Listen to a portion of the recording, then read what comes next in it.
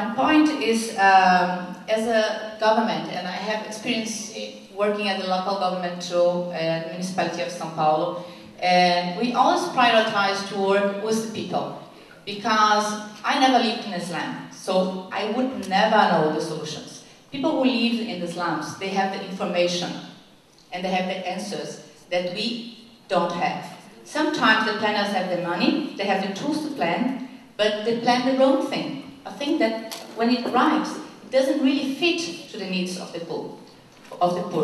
But of course it's not easy to work with the poor, because not every poor people are organized. And that's exactly what I would like to point out here.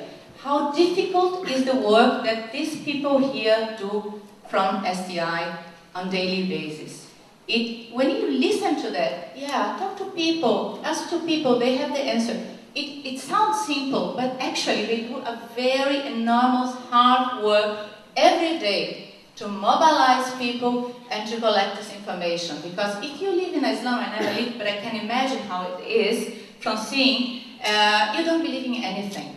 You were bypassed by governments, by private enterprises, by other community organizations, so you don't believe in anything else. So they go on a daily basis to people and say, look, wake up, mobilize yourself, otherwise you will never leave this position. Because waiting for the government won't bring the answers. And from the government point of perspective, it's very necessary that we have the adequate legal framework to deal with that. So it's important that the country, the laws of the country, recognize the right of the poor. I think Brazil has achieved a very interesting progress on that. So maybe we have members of parliaments here, of local national parliaments here.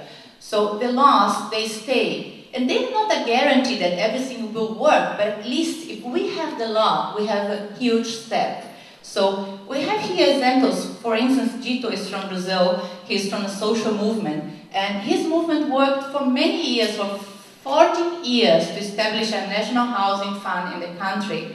And many years, 20 years, to establish a legal framework called the Statute of the City that says that the people who live in poor areas, in slums, they have the right of that. That set up a range of instruments that give them the right to stay in the land that they are.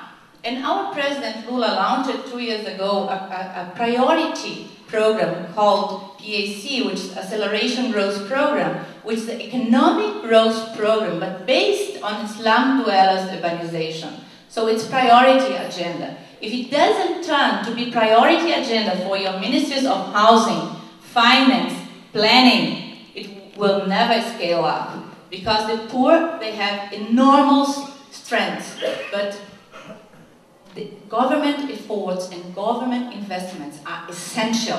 So you, government, have to change law, you, government, have to set up high priority on that and see slum upgrading not as a welfare help for assistance for the poor, but as an economic investment.